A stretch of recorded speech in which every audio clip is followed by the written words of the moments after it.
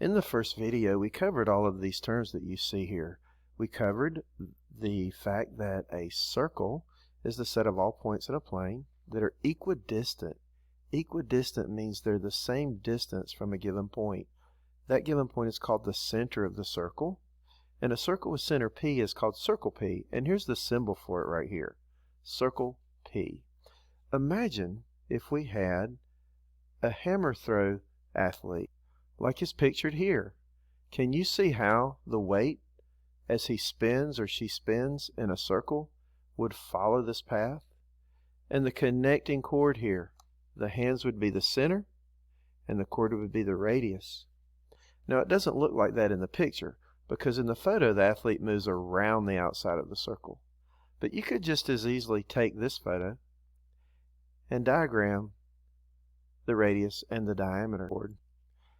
In the two diagrams you can see that radius and diameter are described really well here.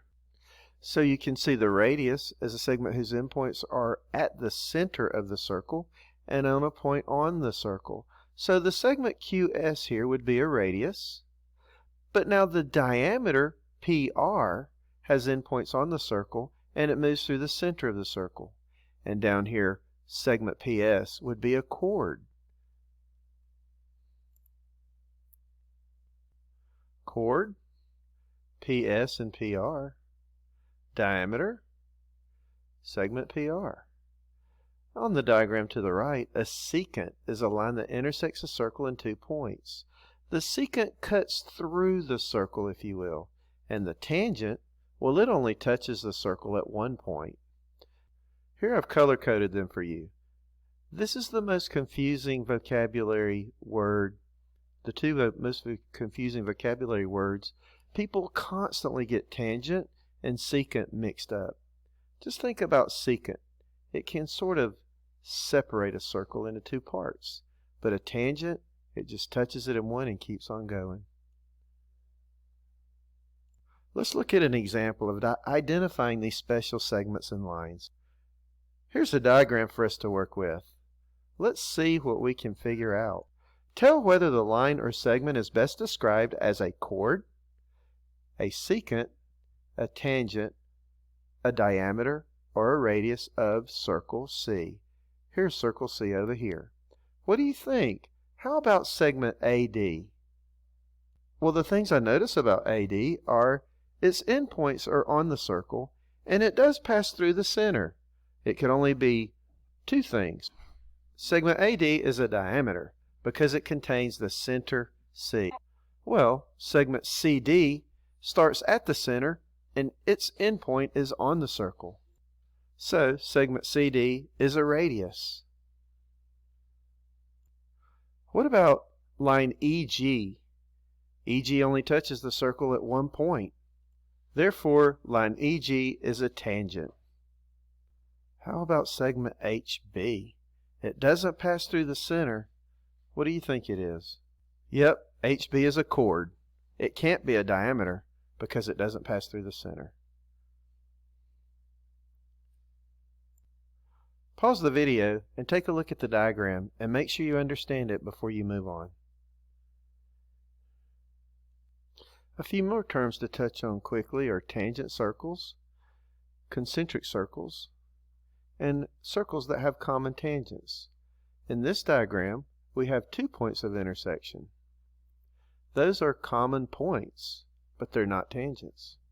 Here we have 1 point of intersection. These are tangent circles. This one is internally tangent, where one circle is inside of the other. This one is externally tangent, where they only share 1 point, but neither circle is inside of the other. And then we have the kind of circles that have no points of intersection. Here's just 2 circles sitting out there. Here's those same 2 circles that share a center point. Those would be called concentric circles. Let's look at common tangents. Tell whether the common tangents are internal or external. Internal tangents pass between 2 circles, and external tangents stay on the outside of the circles.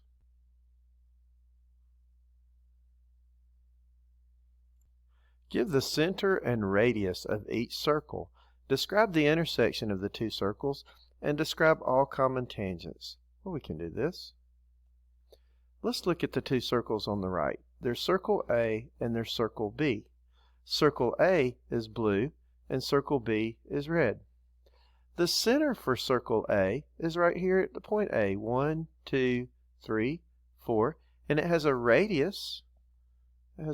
Circle A has a radius of 4. Circle B has a radius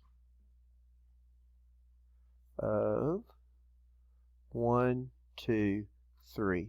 The radius is the distance from the center to the edge. So we can identify the radius of each circle very easily.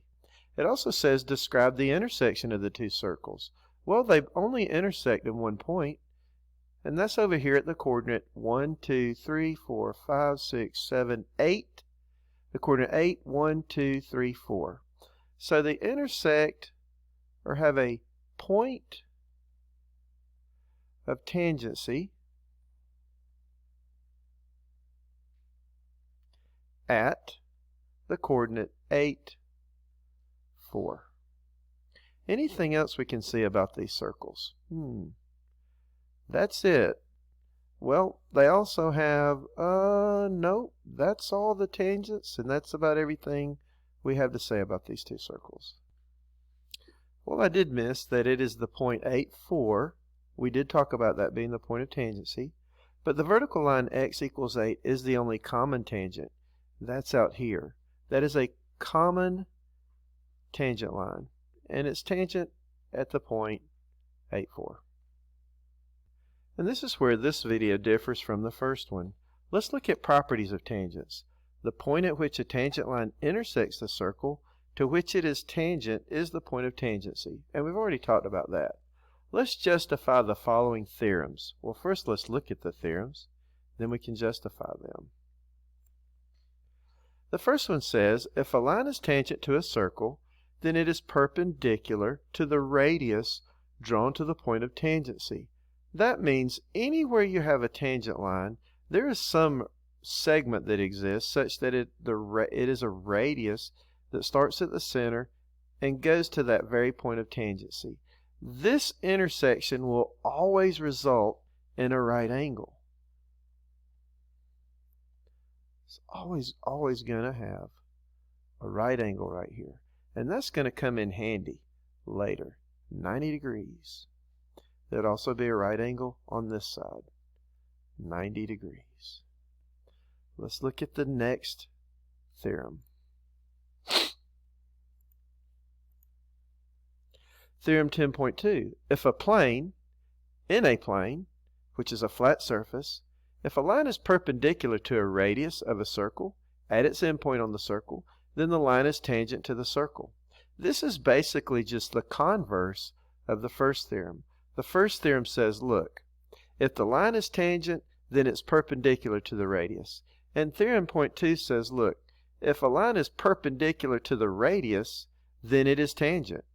Same thing. Same thing.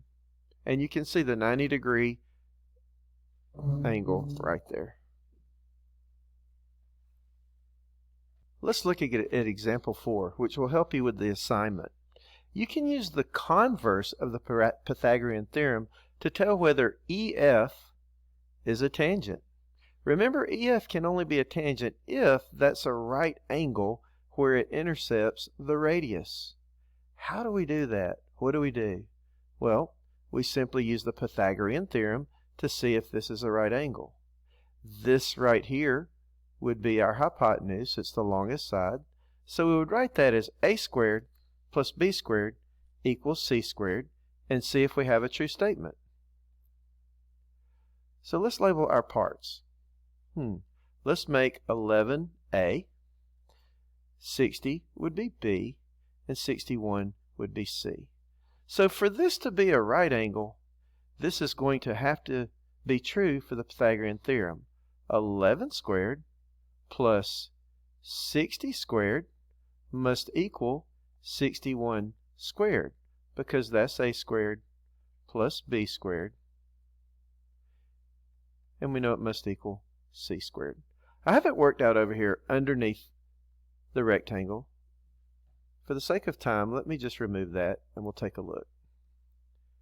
Because 11 squared plus 60 squared does equal 61 squared, and you can do the math, triangle DEF is a right triangle. Therefore, DE is perpendicular to EF. And by Theorem 10.2, line EF is tangent to circle D.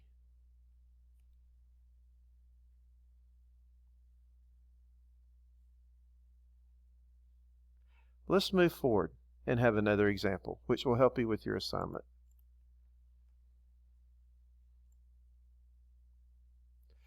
Let's look at finding the radius of a circle. Imagine that this is the top view of a grain silo, and the distance from you, which you're standing out here at C, to a point of tangency on the tank is 16 feet. That would be easy enough to figure out. So here you are, standing out here, and you're at point C. And this is your point, is your line of tangency to the top view looking down of a grain silo. What is the radius of the silo? This is a challenging problem because this is going to have us use the Pythagorean theorem in a little bit of a complex way. 8 plus r squared would be our hypotenuse because we think that this must be the right angle, the point of tangency touching the radius. If r is the radius and 8 plus r is the hypotenuse, then 16 feet would be our tangent line. How can we work that out? Instead of me doing all the math, let's just sneak our answer down here. Solution. Well, tangent BC is perpendicular to radius AB at B. That's just saying that this line here is perpendicular to this line here, creating a right angle. So, triangle ABC is a right triangle. You can use, again, the Pythagorean theorem to make sure. It's a little more complicated. R plus 8, this is going to be our hypotenuse, or our C. R plus 8, that would be the length of this side of our hypotenuse. Let's call that C. C squared must equal, and then let's call R our little a, because that's our little leg over here, a squared plus, and let's call 16 our little b, b squared. We just plug in the numbers. We solve for r. Let's see how they did it. It is a little bit of a complicated problem, but I think you can handle it. Well, we just square the binomial, r plus 8 times r plus 8, and remember, r plus 8 squared looks like this.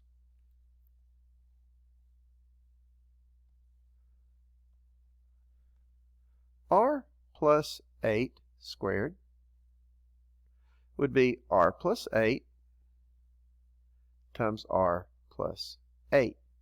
And you have to do FOIL, first outer, inner, last. So I get busy doing that. R times r would be r squared. That's my first times my first. My outside times my outside, r times 8 is going to be 8r. My inside times my inside, another 8r. And finally, last times last. 8 times 8 is 64. And remember, this is going to be our C. This is our hypotenuse. So we can add or combine our like terms. 8r plus 8r is 16r plus 64. This is where they come up with the trinomial on the previous page.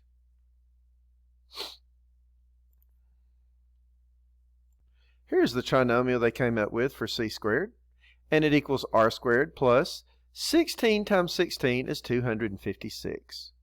So this is a little bit of an algebra, which you should know and be able to use. Let's simplify. all I have to do is subtract r squared from both sides to get rid of it. There's no need to panic. Because I have an r squared over here and an r squared over here, I can just subtract r squared from both sides and it is gone. Okay? That leaves me with 16r plus 64 equals 256. Oops.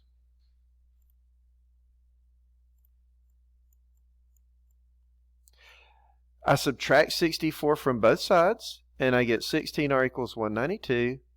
I divide both sides by 16. I'm skipping a few steps here.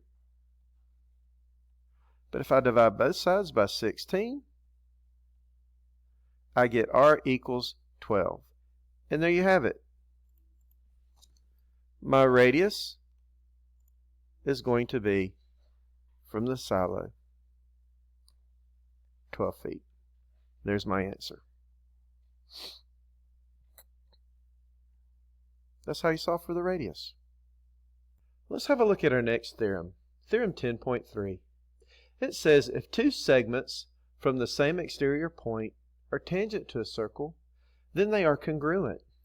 So, in our diagram, if line SR and line ST, and I'll highlight those for you, this would be line SR, and this would be line ST. If line SR and ST are tangent to circle P, then ST and SR are congruent. Now they would be congruent from this point here. Let me show you. Let me take this down. These parts would be congruent, and this is going to be important in your work. From the point of origin to the point of tangency, these two line segments would be identical. So if we label this in some fashion with some variable, I don't know, let's call one x and one y. And instead we have segment x and segment y.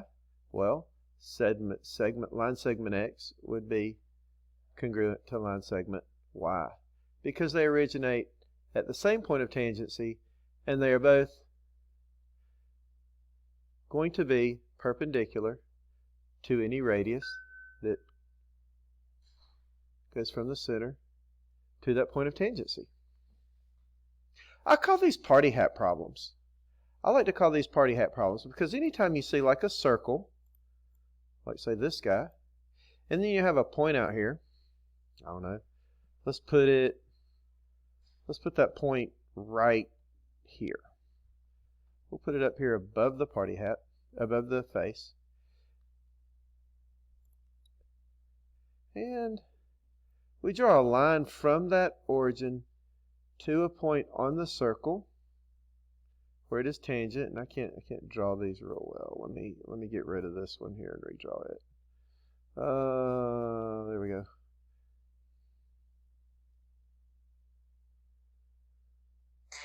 To the point of tangency, those are going to be congruent. So I call these party hat problems because here's our center of our circle. Well, that's not quite the center, but let's say our center is about there.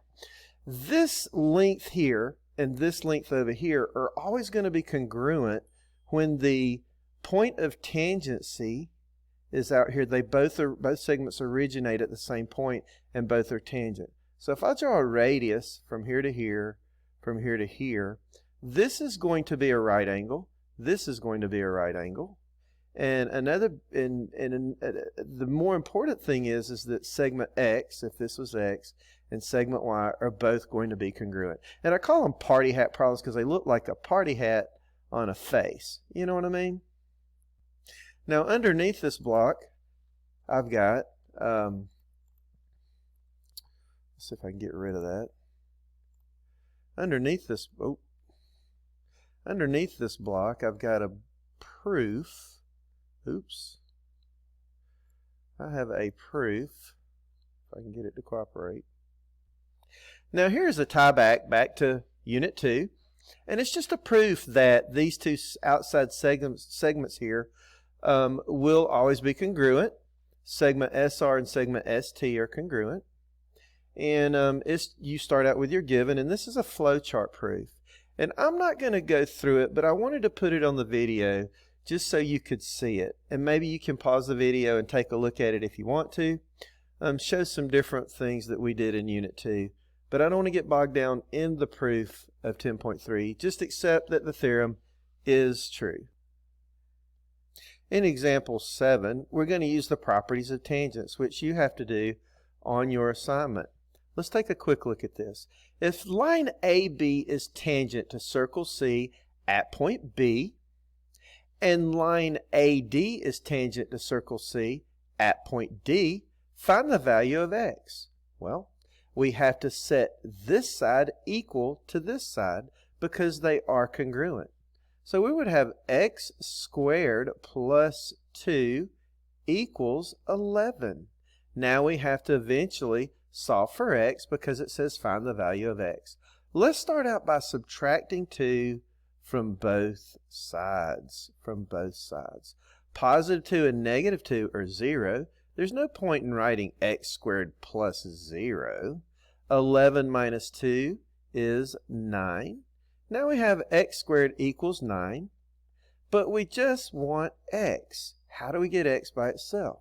Well, we do the inverse of squaring a number, and we take the square root. Now, normally, when you take the square root of a variable, you get a positive and a negative. We could do that here, but in geometry, let's just use our positive values. The square root of 9 is 3. Let's use our positive roots because typically we don't have negative length or negative distance or negative area. So I don't want to get in the habit of dealing with a positive and negative root right now. Let's just stick to our positive roots. Okay? Now you're ready to use this video and the examples we went over to complete your assignment. If you have any trouble, let me know, and I'm also going to post a copy of the notes on the blog.